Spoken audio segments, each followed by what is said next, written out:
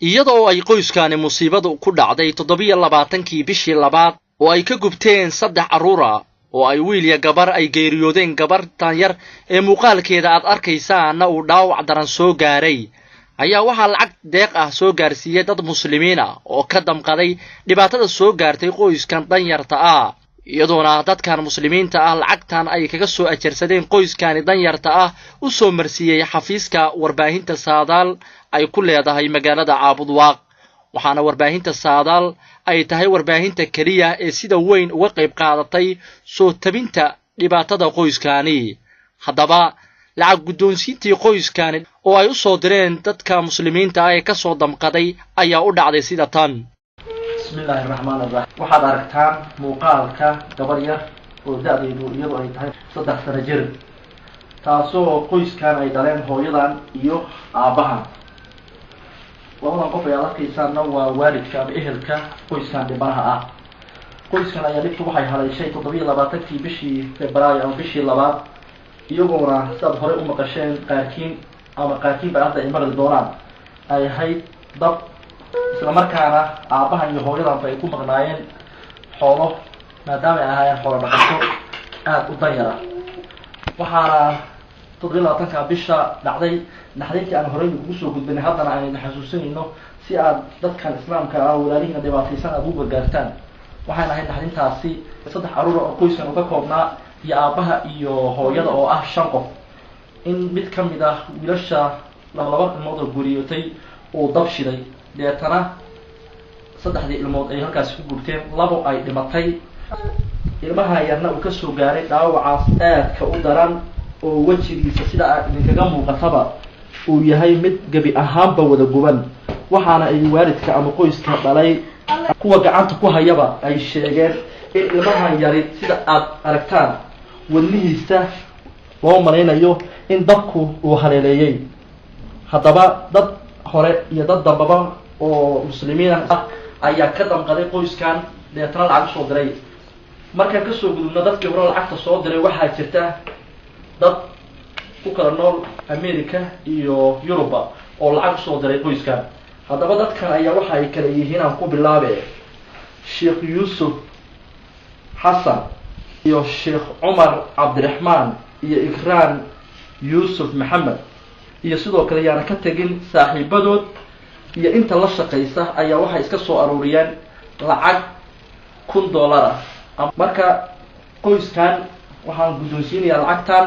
aabaha dhalay ayaan guddoonsiinayaa haddaba lacagtan oo $1,000 ayaan guddoonsiinayaa aabaha dhalay gabadhan oo lagu magacaabo Cabdiqani Cabdullaahi Ooge 1 2 3 4 5 6 7 8 9 10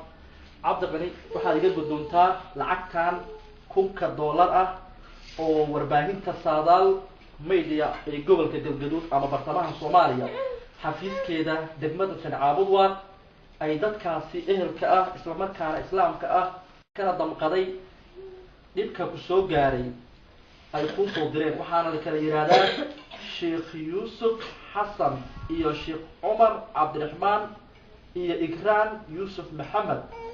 iyo saaxiibadood iyo inta la shaqeysa ayaa ku soo diray lacagtaasi $1,000 iga guddoon إلهي وحوض بركة الله فيه.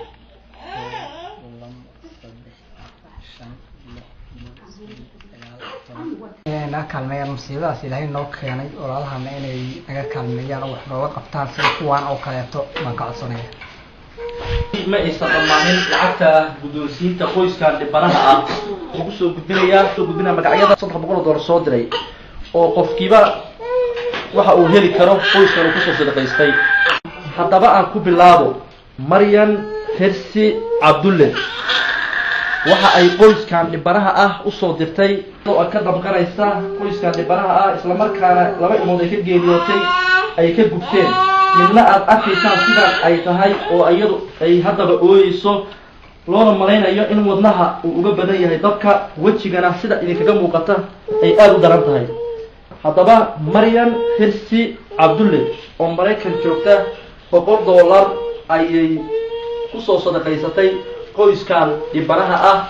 وكان أنيقو أو قدونسينيا مامدا قويس كان إبناها مامو كواحد يقول قدونتا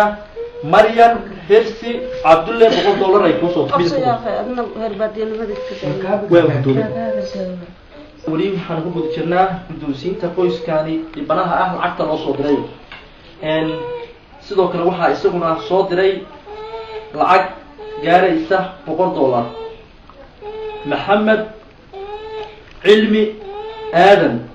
waxa uu ku soo qoray lacagtani Zainab jaamac Yusuf balse aniga shirkadda Jobbo uga soo qaaday ayaan guddoonsiinayaa isla maamada ولي waxaan ku gud jirnaa lacagaha qoyskani dibanaha ah ee musiibadu haleeshay loo soo dirayo Abdulqaadir Maxamuud Cali wadanka Turkiga ayuu ku nool yahay waxa uu soo diray lacag $50 Abdikariim Xasan Aadan isaguna waxa uu soo diray lacag $50 labadaas lacagood markii la isku daro $100 haddaba aan ku cesho lacagtan $100 waxaa soo kala diray Abdulqaadir Maxamed Cali oo ku nool wadanka Turkiga iyo Abdikariim Xasan Aadan oo ku nool Mareykan isku noqotay labadii $100 waxaan guddoonsiinayaa maamada Zainab Jaamac Yusuf oo ah hooyada dhibanaha ah haddaba sida aad ku aragtaan muuqaalkani aadka u daran isla markaana gabadhan yar ka muuqda ee 3 sano jirka ah ayaa waxay tahay mid u baahan gargaar bini'aadnimo haddaba cidii iyo kaalmeyn karta qoyskan dhibanaha ah waxa ay ka codsanayaan qoyskan dhibanaha ah inay soo taakuleeyaan qoyskan dhibanaha ah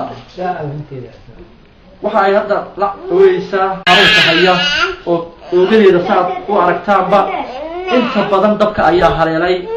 Maryan Salaad waa ehelka qoyskani waana qofka sida weyn u xanaaneynaya ama u ilaalinaya cunugtan yar ee uu dhaawac soo gaaray waxaana ay baaq u diraysaa cid kasta oo ka qayb qaadanaysa u gargaaridda qoyskani bismillaahir rahmaanir rahiim magaca Allah ku xusahayaa warbaahinta adaal news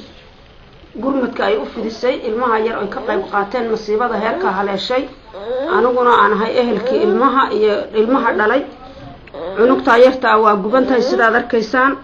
horena waad u soo gurmateen haddana waad u soo gurmad doontaan insha Allah bidmillaahi kariim waxaan codsanaynaa cunugtaas ay gubantahay habeenkii ma seexato maalinna ma hargasho mana cuntana ma cunto biyo yar oo taaliilan ku dhibcinaa quraanna waa lagu aqriyaa wax dhakhtar oo nu haynana hadda xilliga lama hayo magaaladana waa iska barakaysanto magaalo dhakhtar la taqaadiir lama aha sidaad arkaysaan cunugtaas sida ugu dhaqso badan meeshii uu dhakhtar oo u fiican baanu qaadaynaa walaalahana inay waxaan rabnaa ay si fiican noo caawiyaan guna soo gurmadaan dadka caruurta oo ilmaha dhalay masiibadu haleeshay si kastaba ha ahaatee waa gruubkii labaad oo deeq lacag ah soo gaarsiiya qoyskan dhibanaha ah waxaase xusid mudan in lacag guddoonsiintii tan ka horreysay aanu ku soo gudbinay kuna soo bandhignay warbaahinta Saadaal News ayala Cabdullaahi Jaamac warbaahinta Saadaal News gobolka Galgaduud